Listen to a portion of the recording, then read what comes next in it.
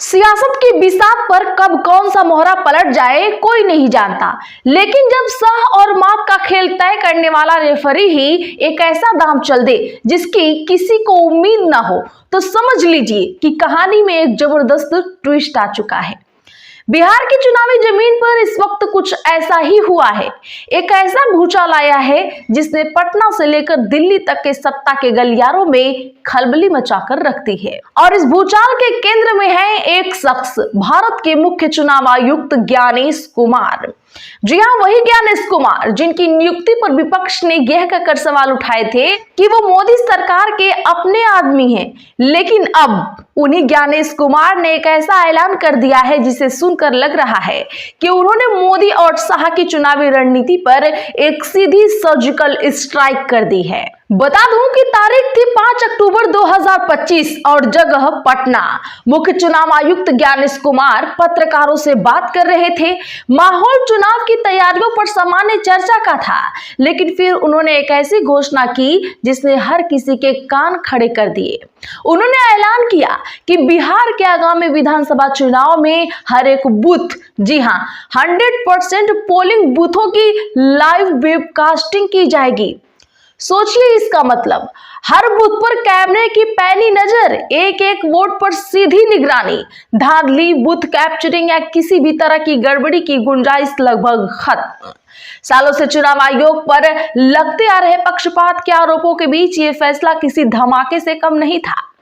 ये एक ऐसा कदम था जो सैद्धांतिक रूप से बीजेपी की किसी भी संभावित धांधली योजना के ताबूत में आखिरी कील ठोक सकता है। मुख्य चुनाव आयुक्त ज्ञानेश कुमार ने कहा, बूथ तक मोबाइल ले जा सकेंगे, बूथ सेंटर से 100 मीटर की दूरी पर पोलिंग एजेंट बैठ सकेंगे। बिहार चुनाव में ईवीएम पर प्रत्याशियों की कलर फोटो लगाई जाएगी। बिहार में वन स्टॉप डिजिटल प्लेटफॉर्म भी बिहार में लागू कराया जाएगा। बूथ से 100 मीटर की दूरी से हर प्रत्याशी अपने एजेंट को लगा सकते हैं। पोलिंग बूथों की 100% वेबकास्टिंग की जाएगी।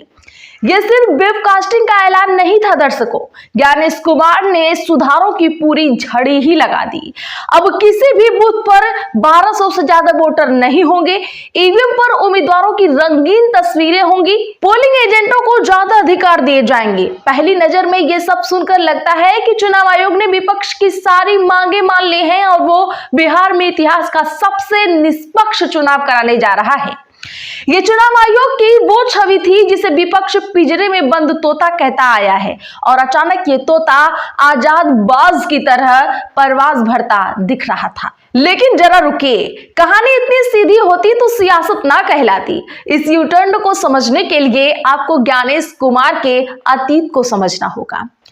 ज्ञानेश कुमार वही अधिकारी हैं जो चुनाव आयुक्त बनने से ठीक पहले केंद्र सरकार में सहकारिता मंत्रालय के सचिव थे, और उस मंत्रालय के मंत्री कौन थे?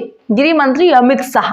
यही नहीं, ज्ञानेश कुमार उस कमेटी का भी हिस्सा थे जिसने जम्मू कश्मीर से अनुच्छेद 370 हटाने का मसौदा तैयार किया था।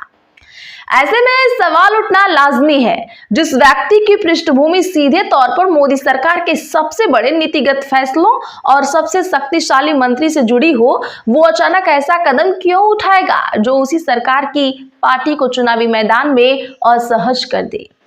क्या ये हृदय परिवर्तन है? क्या ये अपनी निष्पक्षता साबित करने का एक दबाव है, या फिर इस पारदर्शिता के नकाब के पीछे कोई और ही गहरा खेल खेला जा रहा है? इस सवाल का जवाब हमें दिल्ली में हुई एक और प्रेस कॉन्फ्रेंस से मिलना शुरू होता है। जिस वक्त ज्ञानेश कुमार पटना में अपनी पारदर्शिता का ढिंढोरा पीट रहे थे, ठीक उसी वक्त दिल्ली में महिला कांग्रेस की राष्ट्रीय अध्यक्ष अलका लांबा चुनाव आयोग और मोदी सरकार पर लोकतंत्र के इतिहास की सबसे बड़ी वोट चोरी का आरोप लगा रही थी। अलका लांबा ने जो आंकड़े पेश किए वे किसी के भी होश उड़ाने के लिए काफी थे।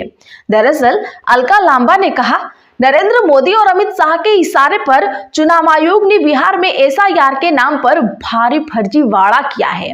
बिहार में करीब 3.5 करोड़ महिला मतदाता हैं, लेकिन करीब 23 लाख महिलाओं के नाम वोटर लिस्ट से काट दिए गए।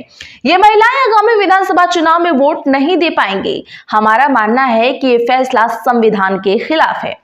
नरेंद्र मोदी ने टारगेट कर महिलाओं के वोट काटे हैं और उनके अधिकार भी छीने हैं, लेकिन नरेंद्र मोदी और चुनाव आयोग कितनी भी कोशिश कर लें, हम बिहार में वोट चोरी होने नहीं देंगे। 23 लाख वोटर, वो भी महिलाएं, जिन्हें साइलेंट वोटर माना जाता है, जो अक्सर सत्ता बदल देती हैं।